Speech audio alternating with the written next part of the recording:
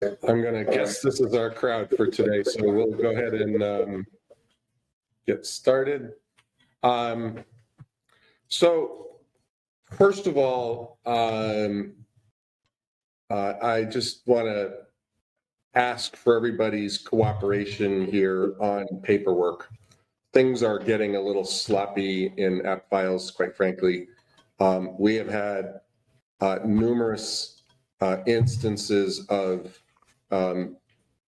active listings when there's no listing agreement to be found anywhere, maybe in some cases not even a file for the property address. We have closings where there's no settlement statement. We have pendings where there's no contracts. The most thankless thing that I asked Jennifer to do is to be the compliance officer here. She doesn't like chasing people and telling them they haven't done their stuff, but it's a task that I've given to her. And I would appreciate it if she didn't have to chase people as much. So if you could make a renewed effort to do things in the correct order. The consequences for not, well, let me start by saying, we're not trying to be the Library of Congress here. It doesn't need to be perfect, but there are some very minimum things that we're going to need, right? Starting with, if you're going to have an active listing, there has to be a signed listing agreement. I'm getting feedback from somebody here.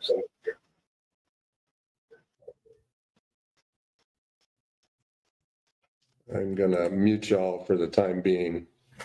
Just see if we can stop that. Okay, so anyway, if you have an active listing, there needs to be an executed listing agreement at a minimum. If there is, and it needs to be turned into the checklist, because if you just stick it in app files and you don't submit it to the checklist, Jennifer has no way of knowing that you've completed it. When you have a property that is pending, we need to have a contract. When you have a property that's closed, we need to have a settlement statement. Quite honestly, the consequences to repeat offenders would be, I can take away your ability to publish listings on your own, and then you're going to have to come to us to say, hey, I need to activate this listing. And we're going to say, well, where's the listing contract? We don't want to have to do that. So let's just try and be a little bit better about that. The consequence, obviously, for not providing the closing documents is we're just not going to pay you, right? That's the one time I usually get people's attention, is when it's time to get paid. And there's external consequences too that perhaps people aren't aware of because we don't talk about it that much. The MLS committee can and does frequently challenge brokers on a listing, right? Show us your listing agreement, and we have to be able to produce that. And if we can't, and it's not fully executed, they will impose a fine. And just to be clear, I'm not paying the fine. The agent that's involved is going to be the one that's going to pay the fine. As we transition in Flagler County to Stellar, I can tell you, because I'm already a member of Stellar, Stellar is a lot more strict about following their rules. And so the likelihood that we get caught out of compliance once we convert over to Stellar is going to increase. The other thing is, in the entire time that we've been operating this company, I've only had one situation where a FREC complaint was filed against one of our agents. It was a frivolous charge. When we responded to the complaint, it never got past probable cause because we did a good job of documenting it. But I want to show you the documentation. It's 480 pages of documentation that we had to do to submit to FREC to protect ourselves when we didn't do anything wrong.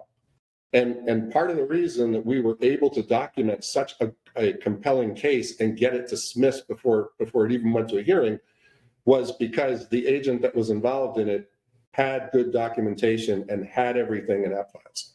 So, hopefully we'll never have to go. And by the way, it took me about a week to put this together. Hopefully we'll never have a situation where we ever have to answer to a FREC complaint again. But if we ever do, and you've got messy records, it's going to be really, really hard to put together a compelling case. So anyway, that's my speech on that. If you're really having trouble keeping up with your paperwork, you might want to consider transaction coordination. I know that the company that I contracted with, they made outreach calls to all of you. If you're having trouble keeping track of it because you're getting too busy, you might want to at least give them a try. You can do it on a case-by-case basis. It's not like you've made a commitment to use them on every file, but if you're busy, you might want to consider that as an alternative, and that'll keep your paperwork straight. Any questions? Is my request unreasonable? Okay. No, it's not. Thanks for the reminder. All right. Thank you. I'm guilty at times, so it's nice to be reminded. I'm sorry you had to do that. All right. Well, we'll move on to something more. How's that? All right. And what happened to my file? You lost it. I'll have to reopen it.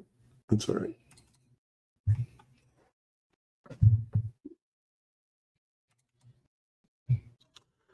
Okay, I don't have too many slides to make this point. We're going to jump right into some live stuff here, but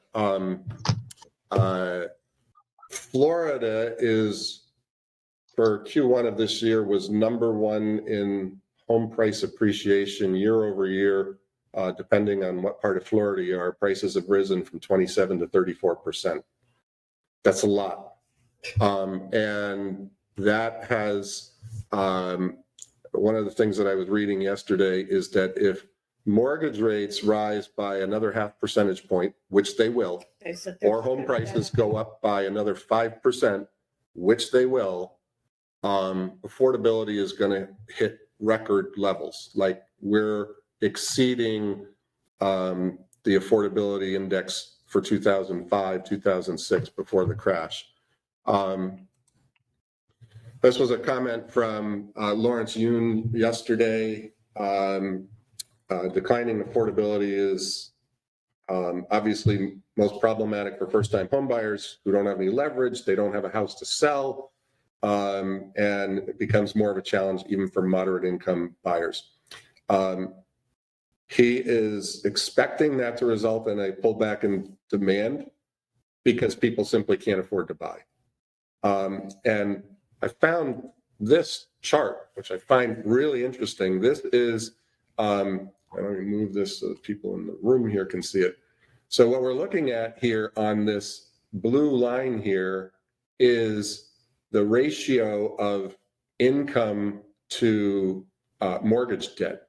And it's right now, where you can see it's actually gone hockey sticked here in the last year, and we're up to 32%. And then in this other line here, we're looking at interest rates. So you can see the affordability index is just mirroring what interest rates are doing. And that is going to be a problem, obviously, for lower income and first-time home buyers. It's also going to be a problem for you as agents, because you're going to have these people that are just unable to transact, and it's going to affect your bottom lines. So one of the things that I wanted to share with you, because I think it's going to become a more important part of our business, is the Home Partners lease purchase program, because it's a way to get people into the homes that they need. So right now I'm here at homepartners.com. And if you have not created an account, you should. When you log in, you'll have a dashboard that looks like this. This is not a class for going over everything that's in the dashboard, but I'll just kind of give you a quick overview. You can come here to qualify a resident. So you're working with a customer who is a potential candidate for this program. You can submit their information and get them qualified.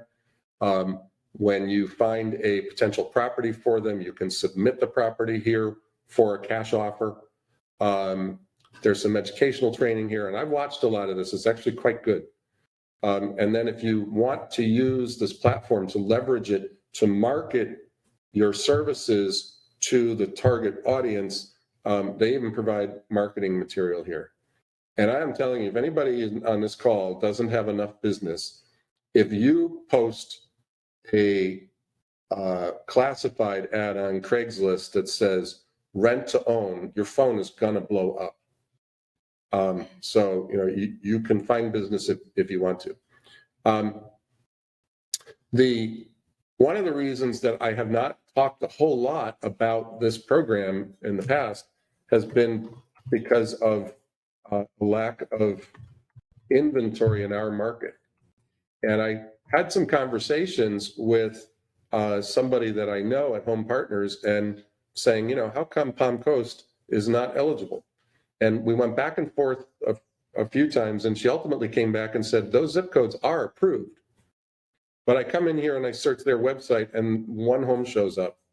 And what I notice about this one home is it's a NIFAR listing.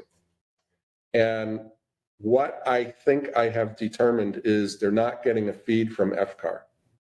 So that is going to change when we connect with Stellar in June. So right now there's limited availability, but I expect to see more in the Palm Coast market. When we move to certain other markets, like for instance, Ormond Beach, we've got several properties on their website. And just to be clear, if a property is not on the website, it doesn't mean that it's not eligible, right? They're pulling these out of their IDX and displaying them on their website to give you a sample of what could happen. So in this particular case, here's a home that's listed for $430,000. Based on that anticipated price, the monthly rent that your customer would pay would be $2,740. And you can see down here what the rent would be for each of the 5 years leading up to, the program goes only as far as 5 years. After 5 years, they either need to buy the house or move out. They can see what their rent would be for each of the 5 years, and you can see what the strike price would be to go ahead and purchase the property. During the first 12 months, you could purchase it for $449, then $463, and this range, depending on the market, is going to be somewhere between 3% and 5%. So for people that are not quite able to purchase now, they have a place to live, they pay rent, and they lock in potential equity. Because if home prices continue to accelerate, let's say they go up 10% over the next year, and the difference between the 430 and the 449 is, let's say, 3%, they've built in 7% of equity. So it gives these people a chance to actually participate in the wealth creation that comes through real estate because they've locked in their pricing. The other thing about it is, if one of your customers purchased this home, or Home Partners purchased this home and your customer moved in, you get paid when Home Partners purchases the program. So that's property. So that's now, right? You don't have to wait until your customer either does or doesn't buy the house at a later date. You're going to get paid when Home Partners buys the house. If you have a property that you want to submit, you can just come over here to where it either says future agent or resident, and you'll see there's an address checker here. So you can come in here and you found a home that's a candidate for your customer, and you start typing it in, you find the address, hit lookup, and it'll tell you that this property is in a community that's approved for Home Partners. So once you get to that stage, you can go back to your dashboard and you can go to property submission and submit the property. And you will get an offer in fairly quick in a fairly quick time frame. What else do I want to show you? Do you know that stellar homes show up? Stellar listings do show up, yes. So for instance, if we go to the Deltona Metro, so here's this, well, it actually gave me the city of Daytona. The Daytona Metro is actually quite a bit larger than that, but these listings here are coming out of Stellar. Yes. I think when everyone does the training, you'll find that when you actually submit the property, it's not something you just click a button. You have to show the property to the prospective tenant who had already been approved, and you have to submit photographs that you take on that day. So you don't, and there's questions about that come through after you click that button. So it's not just if it's approved, as you found with that particular example, then you can go show it, and if they want to buy that one or would like Home Partners to buy it on their behalf, then you submit it. But there's a whole process that comes from that.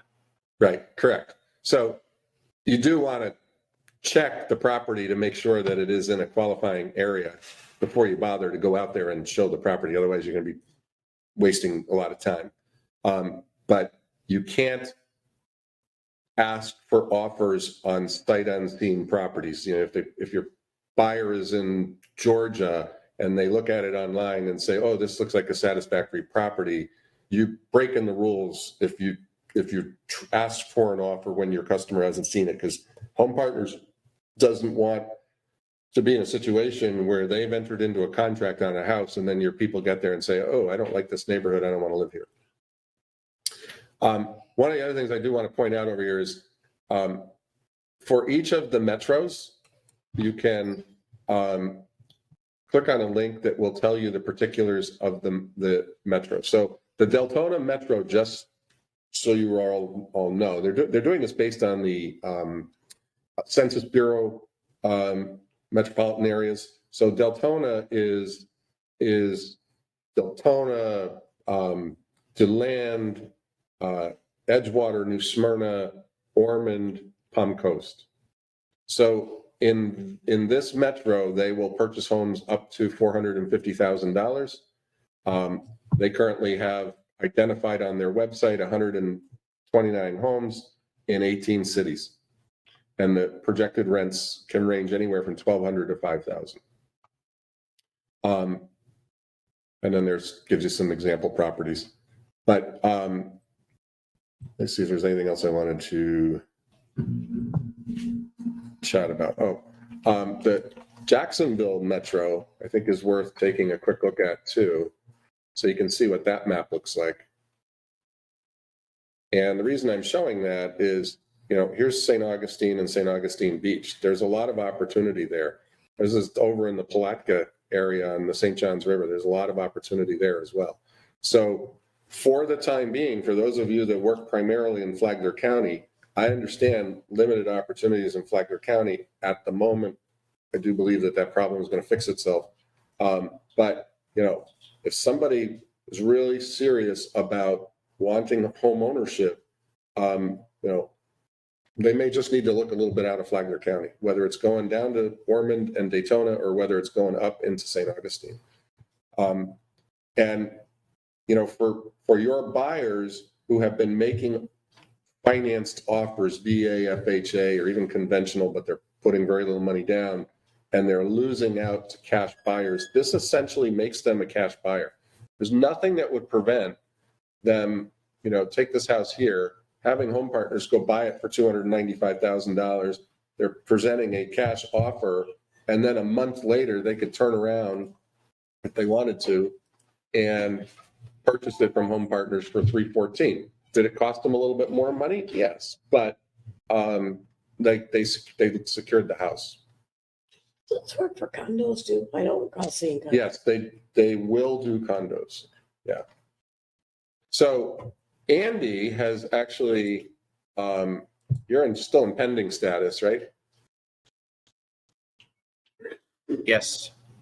And you want to kind of walk us through your experience. In fact, one of the things, just before I turn the table over to him, I just want to point out, Andy actually emailed me, you guys can't see this, but he actually did a flow chart of the process in terms of how he worked through with these folks.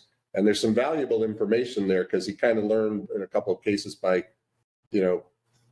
the inconvenience of not having the right tools on how to kind of streamline this process. So Yeah. you want to kind of talk Sure. us through it? So the first thing was this was not generated by me. It was one of the leads that came through. The guy's situation is he's in Virginia, and he's the caregiver for his unwell mother and father. And so he's using this program instead of selling his house there, trying to get under contract here with the risk of being homeless, not having somewhere to live, and his mother needs some pretty extensive treatments in Gainesville. So he picked Jacksonville, used the program here. His plan is that they're going to rent initially, then clean up and sell the house in Virginia, and then buy it. So he selected 4 properties, and I figured, I'll use it as a test. So I went up into Jacksonville. He ended up, what I did was I went to each house. We did a look through, and then I asked him, we regrouped and said, is this a contender? The first one, he said, absolutely not. So we left. The next 3, he felt were all contenders. So at that point, I've got a Canon EOS camera. So I took photographs as required by Home Partners, all outside the home and every room. And I chose to do it on my camera because I knew that they needed that all uploaded. So it was certainly easier than using your phone because you're getting a muddle of which properties which, perhaps, and also downloading them, you'd have to, just not as easy to use. So he had 3 contenders, and then we met for a bite to eat afterwards, and he picked the one that he liked. So before I left the area, I was in a Panera, and I jumped on and did the app, plugged in my camera, downloaded all the photographs to my PC, and then to my laptop, and then uploaded them. And they were big files, like 3-4 megabyte each, and it grabbed it really easily and uploaded like 20 pictures. And then I had questions to answer. And then we went through the process. By the time I'd driven home, I think I'd been home 30 minutes. So within 2 hours, there's a contract in my inbox.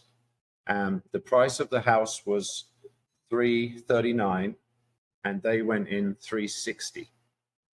So they're players. Then there was some confusion because there was an escalation clause written into it. I tried to call them. I spoke to Kendall about it. I tried to call them. Then I found that they don't speak on the phone once it's in a contract offer situation. So I emailed them. The next day, they had removed the clause. They said it shouldn't have been in there. Their offer was $360 cash and like a 30-day close. Just to kind of make everybody understand that, so that they went over asking price with the original offer, and then there was an escalation clause up to the amount that they'd already offered. So the escalation clause wasn't really necessary, and it was their error, and Andy brought it to their attention, and they removed it. Yes. The other thing, as long as I'm talking, is they wrote the contract for you, right? So Right. A FARBAR as is contract showed up in his email, and so now all he has to do is present it to the other agents. So they're actually doing a lot of your work for you. Yep. So the offer was accepted. They put a 7-day inspection period on it. And this got a little complicated because, excuse me, so 4 days after executed contract was the inspection, and I'm required to go. So it's another drive to Orange Park. Spent a couple of hours there with the inspector. They did not send a WDO inspection. The general inspector did the roof and all the house. He had told me that they asked for some additional things that typically they don't do, so they provide all of that. One of the things that they asked me was, did I see any health and safety issues? Did I see that the roof looked good? Did I see that there were some structural stuff? So I put a caveat in that. I'm not in construction. I'm not an inspector, and that's what the inspector was for. And then that went back. So then the inspection was to expire on the Saturday, so a couple of days after the Thursday inspection. And then on Monday, they send through something that asks for a whole load of stuff to be fixed. They want the owner of the property to pay for a WDO inspection. They want the owner of the property to fix some electrical things which came up in the contract. And of course, the other agent said, well, hey, we've passed the date, right? So it went back and forward a little bit, but then ultimately they softened and said, well, look, just send us the permit for the roof. Have an electrical contractor go out there and just inspect and repair anything that he sees and give us an invoice, and that's happened. And if there's not a WDO, and not any record of termite bond, then just state that there isn't. So that all sounded good. Something that Kendall doesn't know is then when the agent went to try to find the permit, it turned into a nightmare because it was done in 2014. The permit was never closed. The contractor who did the work has gone out of business. The city had a 2-year, or the county had a 2-year window on the permit, so they closed it out. So the only solution for the seller to remain in this contract was to put another roof on it, which is happening this week. That's curious. So it made me think that we need to double check and make sure that these roofs that are being replaced on our listings are actually closed out, and for our buyers, because if it's not done, you have to do it again. Yep. So And everybody knows how to go and search for permits, right? So the final pieces of the puzzle are that it seems that the inspection side of it, I've relayed to them, and I certainly will when this is over, that them putting 7 days on the contract for inspection period is not realistic with what they need the extra stuff to do. And though they do work weekends, they work weekends on new applications and not on transactional stuff that's happening. So, the report arrived on a Friday and nobody looked at it till Monday, and that passed the date. So I do not have to go to the closing, which is, as Kendall said, that's when we get paid. But I do have to go 2 weeks after that to meet with the client and do the walkthrough with him, because that's when he will receive the keys to the home that he is renting and then ultimately will buy. So I've been handed a question, Andy, and I think I know the answer to this, but I'll let you answer it. Okay. Who selected the inspector, and what, if any, involvement did you have to have in that? I had no involvement in it at all. They did it all, and they're title people. They're lightning fast. I mean, we're, with the exception of the, they've got everything they need. They say they're clear to close already. It's super quick. So, And who's paying for title work and title insurance? Are we using their title company, or are we using the listing agents? the home partners selected their own, and they're taking care of that. So if you do one of these deals, that's something to be pointing out to the listing agent, because that's added value to the seller. Right. Yeah. Just remember, so as you go through each phase, there's a different email to send it to. So I think it's like submit at home partners, and then it becomes inspection at, and you need to make sure you're in contact with the right people. They do respond within half a day or overnight, but you have to email. Don't even waste your time calling them. So my kind of assessment of this whole thing is that when you do your first one, it's a little messy because you're doing everything for the first time and you kind of have to learn the process and the cadence of this. But once you learn it, it really is a rinse and repeat thing. There's a webinar recording floating around. I know Jennifer has it. And I know she's watched it, where there's a woman in Texas who did like 29 deals last year because she got it, she figured out how the program works, and then she just went out and she was marketing it to people. And just because there's the type of person that's the ideal candidate for this has no other legitimate path to home ownership, they're all in. So I would definitely encourage you to come to Home Partners, create your account, come to the education session and watch these. The one I did was the self-paced training. It took me maybe an hour to go through it. And by the time I had done that, I had a pretty good, comfortable familiarity with the program. I mean, I feel like I could go out and do this for somebody just based on that one training. And Andy, it sounds like they've really It sounds like they've really taken over a lot of the responsibility that the agent would have. I mean, yes, there's additional work and then you got to take the pictures and stuff, but once you've streamlined that and you understand what your responsibility is, it seems like they take a lot off your shoulders on the other end. Yes, they do.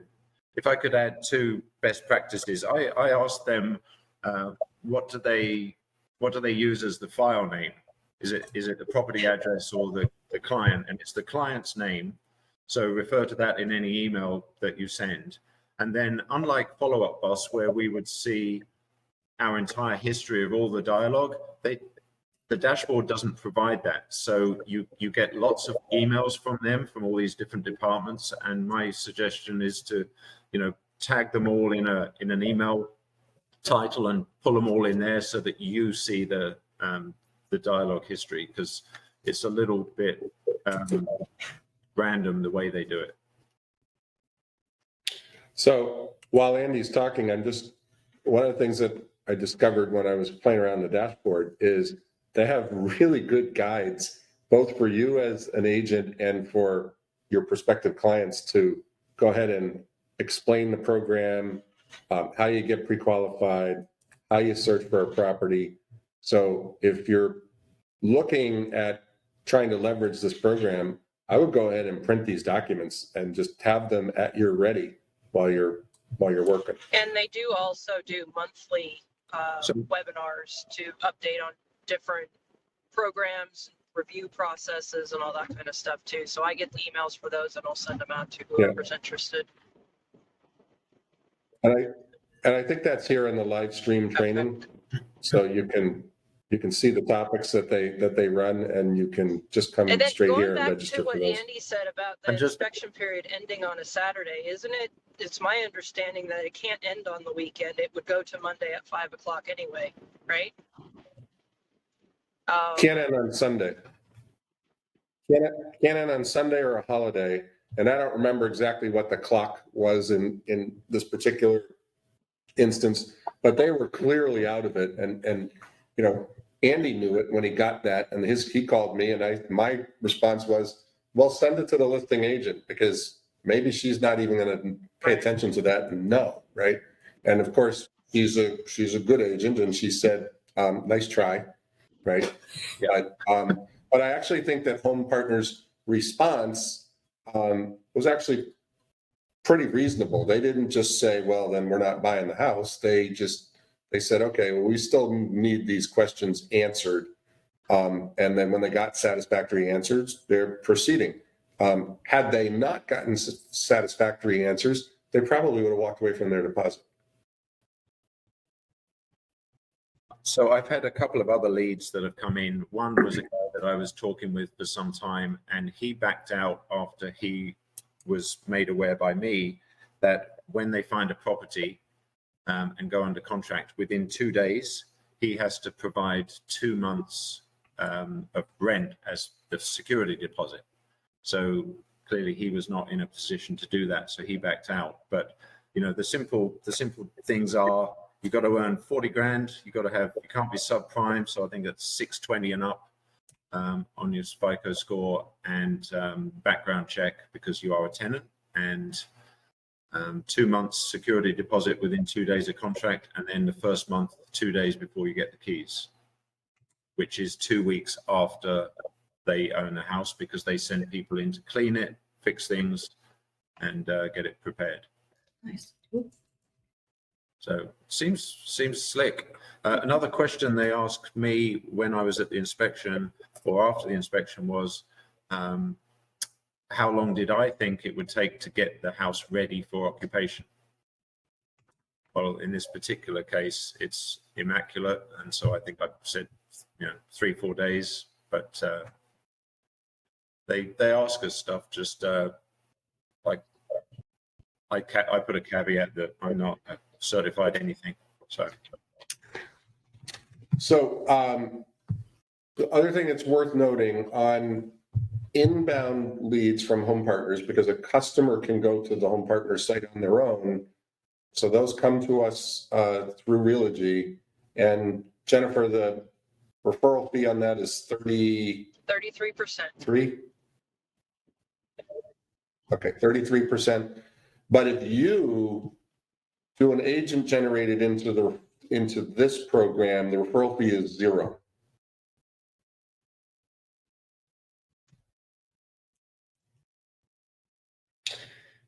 Any questions? I'm just glad you covered it, because actually I was going to be reaching out to you, Andy, because I have 2, potentially 3 people that I've talked to. I talked to 3 people. Sound is really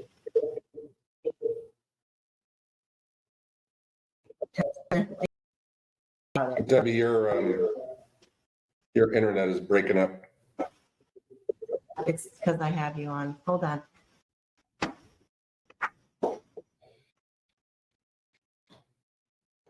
While she's doing whatever she's doing, anybody else have any comments or questions?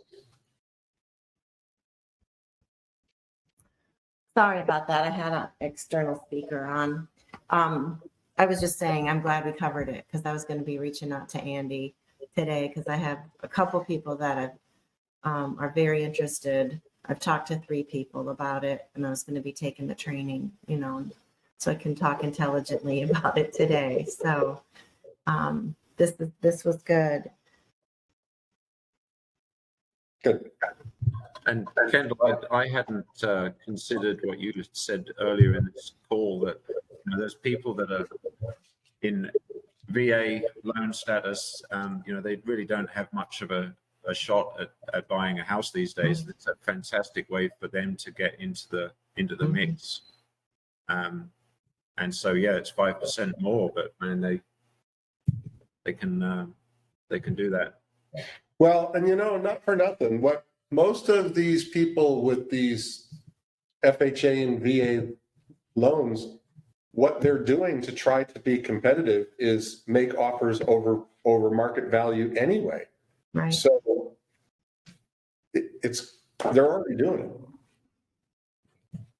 And I honestly like the fact that, you can lock in potential appreciation and minimize the risk. I mean, if I were one of those people, notwithstanding what interest rates might be doing, but assuming interest rates were going to be relatively flat, I would sit there and say, shoot, I'm going to wait until 11 months from now to decide whether or not to exercise that and see what the market does in the meantime.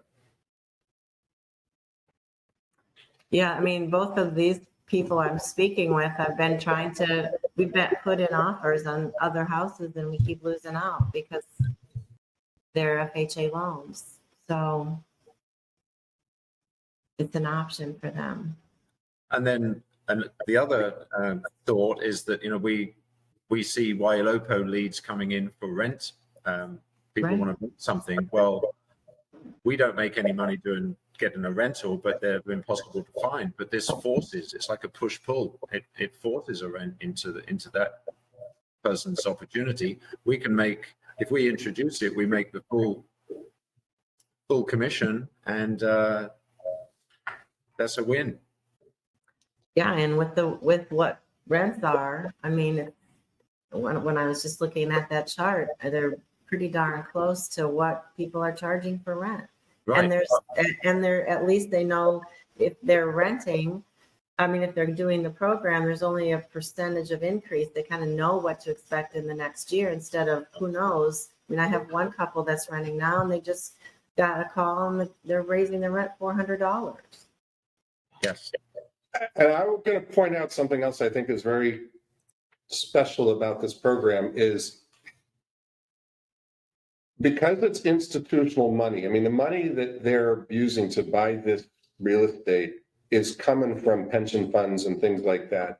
And, you know, the reason Home Partners likes it and the pension funds likes it is because there's cash flow so that people that are receiving their pensions, they can dole money out. But at the same time, they're locking in potential appreciation for homes that don't get purchased or even get purchased 3, 4, 5 years down the line. So they can tolerate, even if the market starts to decline, let's say prices start to fall and people start to get scared about the market, these investors are going to still want to invest because they're looking for the cash flow. Were you going to ask a question? I just want to know if you still have Kimberly's number from yesterday, the lady that called about 37 Riviera. I do. I'd like to have that back, please. Okay. Jeanette spies an opportunity. Well, thanks to Andy, I wouldn't have considered it. So Yeah. good move. Anybody You're else? awesome, Andy. Anybody else have any questions? You're the Andy, nice job with the flow chart. We're gonna appoint you the company educator now. Well, I have I'm not been saying known, anything about you, Ken. We love you. I have been known to like the occasional flow chart and spreadsheet. Sad as Yeah. Ken, I have a question. It's Michelle. Yes. I'd logged in, but I missed the first part of this. And there was some interesting conversation I just heard. So if I'm repetitive, I'll apologize. So what I heard you talking about the VA and potentially moving them out of that program so that they could be more competitive into this one. So I understand that they lease it for between a year and how long? 5 years? They can lease for up to 5 years. Right. So after that, they must purchase the home, correct? No, their only obligation is to lease the home for at least a year if Home Partners buys it for them. Okay. What At the happens? end of that first year, they can walk away if they want to, or they can continue to lease, or they can buy. Okay. And if they buy, for example, if it is somebody with the VA, does Home Partners finance, or they just go and get their own financing They elsewhere? would go and get their own financing.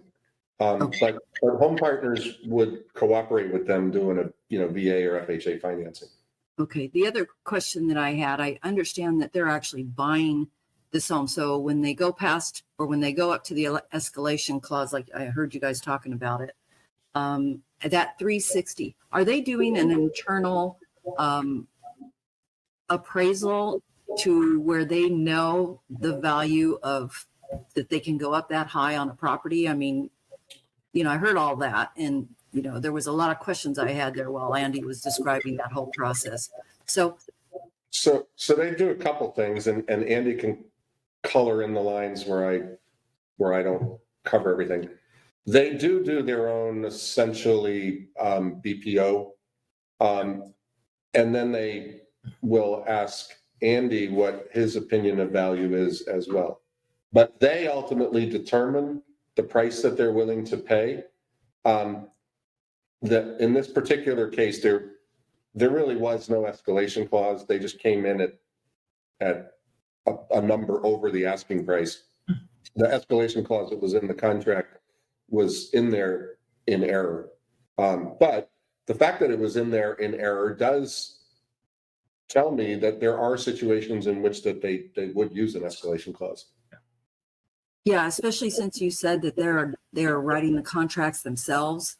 And most likely they're trying to be competitive, because usually when somebody's doing 7 days, that's another part trying to be competitive. So in respect to that, are they trying to first get the offer accepted by writing a competitive offer, but then, like Andy experienced, their process is a lot longer than the 7 days? Is there anything we can do to circumvent that or assist that? Well, I just think that's a function of the fact that they have a very strict division of labor, right? There's the offer writing department, and then there's the inspection department. And I don't think that I think this was just a kind of carelessness on the part of whoever prepared the offer, not realizing, when that inspection period was going to end and what effect it would have on the inspection department.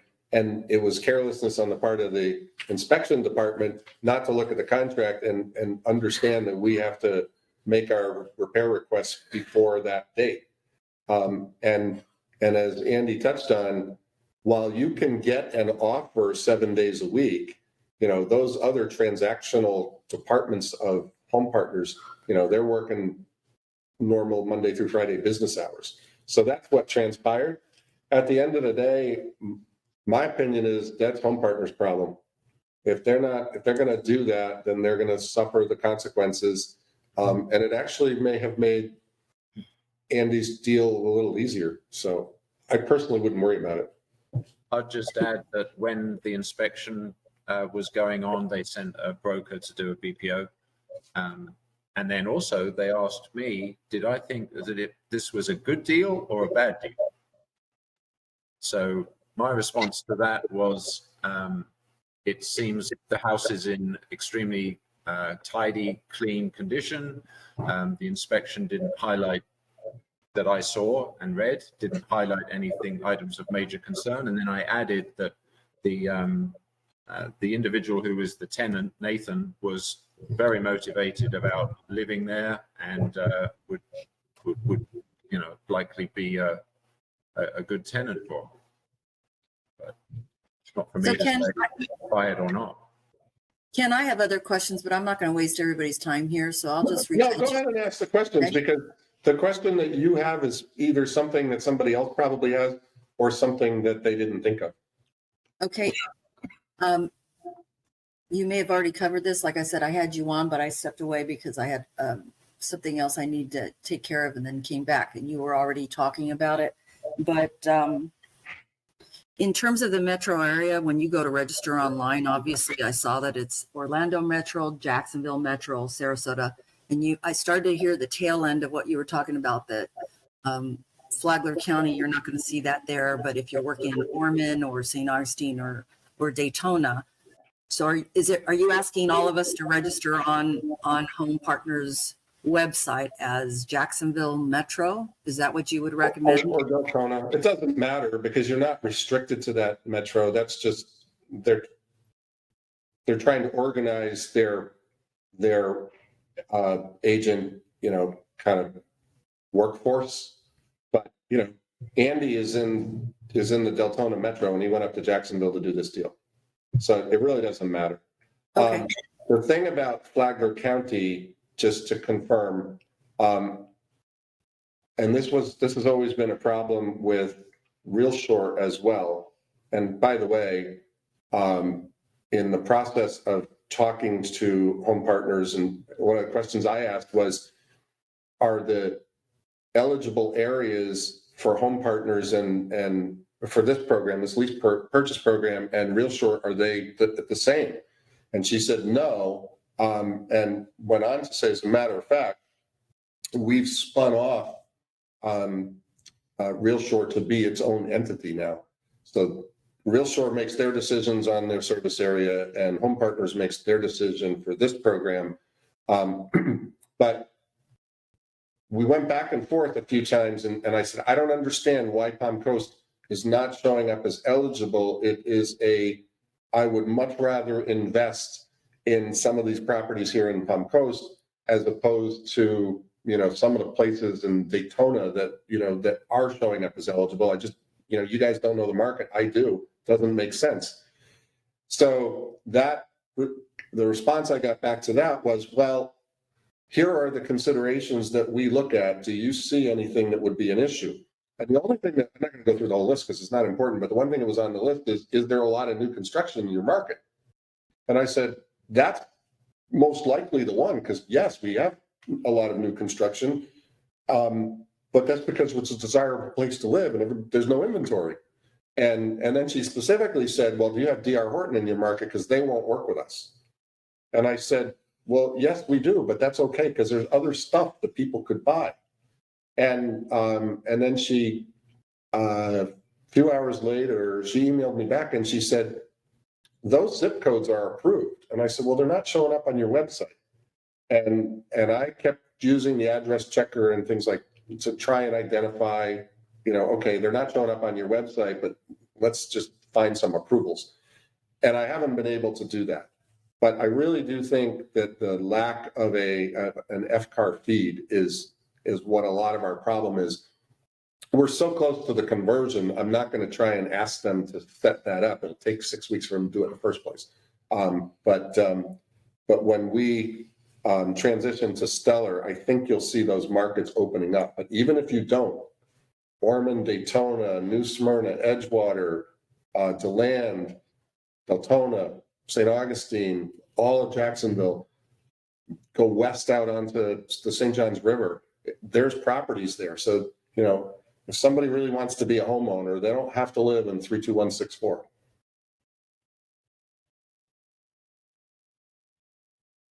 Thank you. You're welcome. And by the way, Michelle, this meeting has been recorded. So if you're worried about missing anything, you can watch the recording. Thank you. I know you're good about that. I appreciate it. All right. Anybody else have anything either about this or any other topic?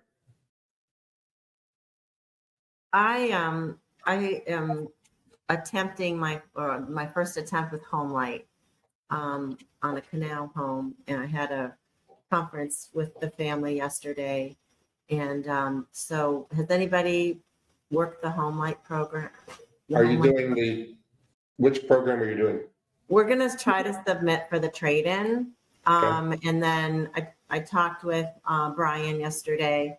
He's like, let's try that first because that seems to be the best option for this family. And then, if the numbers aren't working, we could just do the outright buyout. So if you're going to do the outright buyout, you may as well get numbers from every eligible program, right? So go to Open Door, see if they'll look at it. Go to Right. OfferPad, see if they'll look at it. Go to RealSure, see if they'll look at it, and present all the numbers to them. okay. By the way, if you this came up, I don't remember who I was talking to, but this came up yesterday. Well, I think maybe it was Jordan. I can't remember, but somebody submitted a request for an offer from Open Door or OfferPad, I can't remember, that was already listed. And their answer was, we'll give you an offer, but we're not paying you a 3% commission. To which I responded, that's okay, because you already have a listing agreement with your seller, so you're going to get paid by your seller. Right. But to directly answer your question, we have not transacted yet with Homelight on this program. So you'll be our Andy on this one. Oh, do I have to do a spreadsheet too? Yes. Flow chart. The other thing I wanted to mention is I don't know if anybody else is having the same situation that happened to me yesterday, but I was able to go out of the house yesterday, so I was very happy about that. And I went to a listing that's closing just to double check on a couple of things after the cleaning people had come through. And it's in the W section in Pine Lakes in Savannah Square. And I went to open the lockbox and I had no signal. I could not make a call.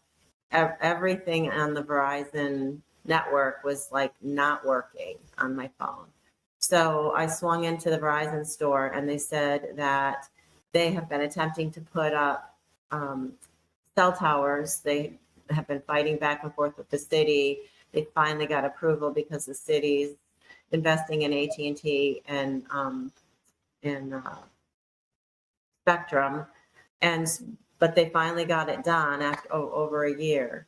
And what was happening is they're putting up the new towers one of the new towers yesterday, and while they do that, you lose your signal. And they didn't know how long it was going to be in effect. Could be hours, it could be days. So it's going to affect there was like the store was slammed with people going, I have no coverage. Businesses were calling, the phones were ringing, and they had no idea that this was going to happen. So if you have listings in that area and you need to get in lockboxes or you need to pull information up while you're with clients, beware that could happen. I mean, Or you're showing.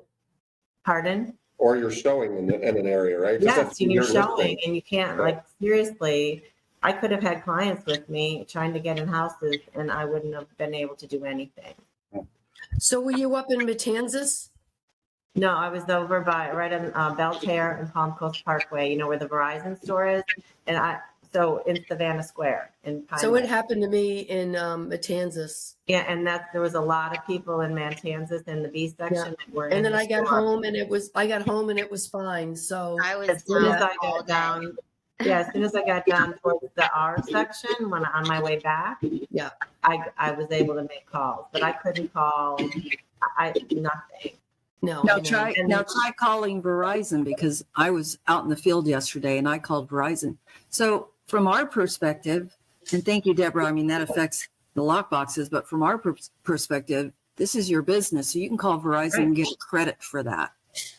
Oh, I was there. I was like, really? I'm like, this is my business. Like, thank God I didn't have clients. I mean, but I felt terrible for the guys working there because they had no clue. They were just trying to, manage this madness. And so, yeah, it's just, and if they're going to he's like, this is not the end because this is just one tower. We're putting 10 towers up.